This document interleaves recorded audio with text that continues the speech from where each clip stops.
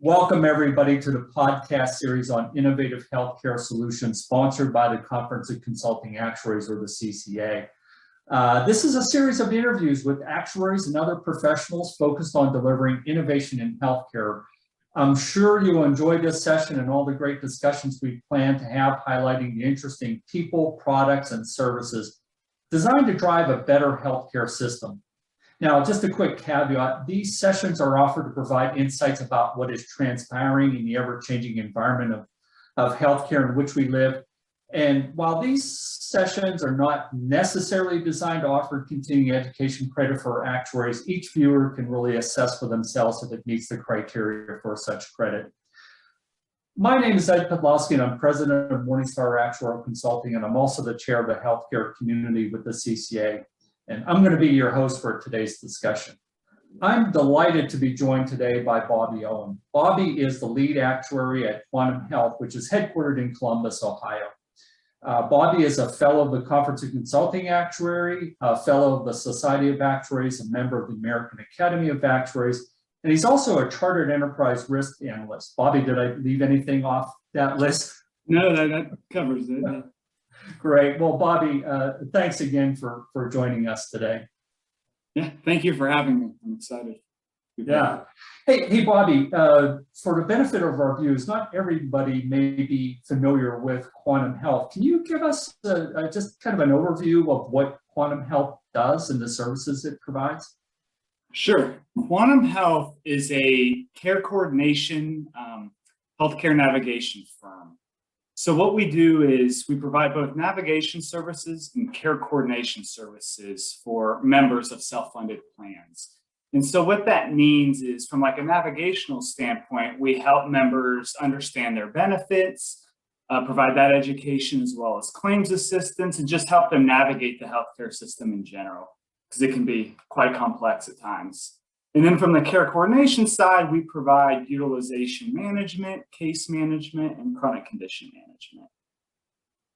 So what Quantum Health does is we serve as a single point of contact for both members and providers. So we take calls from both members and providers, and we provide all the member advocacy services, all provider services, and clinical services. So when a provider is checking eligibility for an upcoming service, they're calling Quantum Health. And one kind of neat aspect to that is Quantum gets involved much earlier on a healthcare journey for a member than if we were just relying on claims data. So we are engaging with members very early on in their healthcare journey. Quantum has been in business for over 20 years now, and our membership base is over 1.7 million at this point.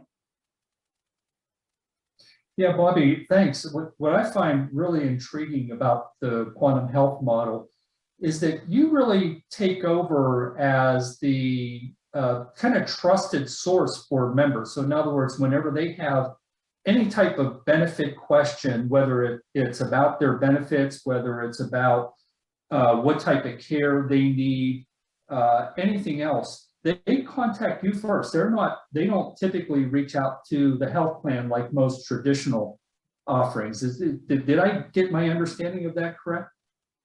Yeah, that's exactly right. So what we do is, on the insurance card, the back of the card, there's always that phone number. That phone number changes to Quantum Health's care coordinators. And so that's the one phone number. So both members and providers will call Quantum Health for any type of related question that might come up. So yes, we get questions from members as well as providers, and that's kind of different. So when providers are checking for eligibility for a member, they're actually calling Quantum. So that sends up triggers for us that, hey, this member is about to go under this type of procedure. Let's just call that member and see how they're doing, if they have any questions about their upcoming procedures. Great. Yeah, I find it intriguing that you can connect with them through so many avenues that really get you involved in that part of their healthcare journey as early as possible. So tell me a little bit, as an actuary working for Quantum Health, what do you and your team do? So our team is responsible for all determining the fees for both prospects and current Quantum clients. We help manage the risk from the financial risk from the performance guarantee perspective. Our team does that at both the aggregate level, the company level, as well as the client level. And probably most of our time is spent quantifying Quantum's financial impact or the outcomes that we drive for both current clients and what the opportunities are for potential clients. So what that entails is, from a book of business perspective, Quantum does an annual actuarial study where we send all of our data out to an independent actuarial firm. So what our team does is help facilitate that and support that. So getting all that data ready as well. But our team also does other book of business studies. So we really just dig into anything. So Quantum gets all the claims data from the TPA. We get it down to the claim line level. So we have this huge database of claims that we can look at. So we can look at, cost by condition or the different places of service and things like that. So we do other book of business studies. For example, one that we've recently done is we looked at utilization at the service category level. And what we saw was the places of service that you want to see increase the utilization. We saw that, like preventative office visits under Quantum, there's utilization trend higher, but services that you want to see actually decrease, we saw that in our book of business. So that being inpatient readmissions or the average length of stay, it decreased under Quantum over the last few years. And we also do, go ahead. No, go, please continue. Don't let me interrupt. I was going to also say what we do, we also do studies at the client level. So part of what we do annually is calculate savings for every one of our clients from a claim savings standpoint. So the way we go about doing that is we set what we call claims projections. And what that is essentially just a projection where we think claims would be that year in the absence of Quantum Health. The process is probably very similar to what the consultants go through in developing a budget or a forecast for a client. We use historical data, we trend it forward, and we make other adjustments for plan design changes, network changes, anything like that. And then at the end of the year, we compare the actual claims of the Quantum back to that claims projection. And that's how we kind of calculate savings in an aggregate level. But we also do additional drill downs for clients and look at, like I mentioned, utilization or different other drivers of savings. I see. That's interesting. So you're gathering up data both before the implementation of the Quantum solution, right, for clients. At least that's what it sounds like from your discussion, because you're able to kind of show or you have an understanding of what their cost was prior to Quantum and see what their cost was afterwards. And it sounds like you're also doing that at an aggregate level from a book of business standpoint. Is that kind of the process you use to kind of establish your, maybe I'll use the word generic savings estimates, so or helps you in your discussions with prospective clients? Yeah, that's exactly right. So when a client comes live to Quantum, we get their historical 2 years worth of claim line level detail. So we have at the member level all their claims information, and that helps for a bunch of different reasons, operationally as well. But from our team standpoint, we use that in helping set those claims projections. And then this data, yes, will all feed through that annual actuarial study. So when I mentioned we make adjustments for plan design, network changes, things like those adjustments will then flow through to the main actuarial study done at an aggregate level. I see. So it's kind of intriguing to me that you not only have a function that serves your senior leadership in terms of managing the risk to the organization in terms of the pricing you mentioned and the where you have performance guarantees with your clients, but it sounds like you also have interaction with your prospective clients and your clients, as well as maybe the healthcare actuarial consulting community who's representing your clients. Yeah, that's exactly right. So sales is one of our biggest business partners. So for every prospect that comes to Quantum, we put together a projection for what we estimate we would save them in their first 3 years with Quantum. And that is based off of that main actuarial study, the findings from that study, but we apply it then to every prospect's claim spend. So we make a high level claims projection where, this is where your spend was historically, here's where it would be, an industry average, but here's what Quantum Health could achieve through our services. So we put that savings together.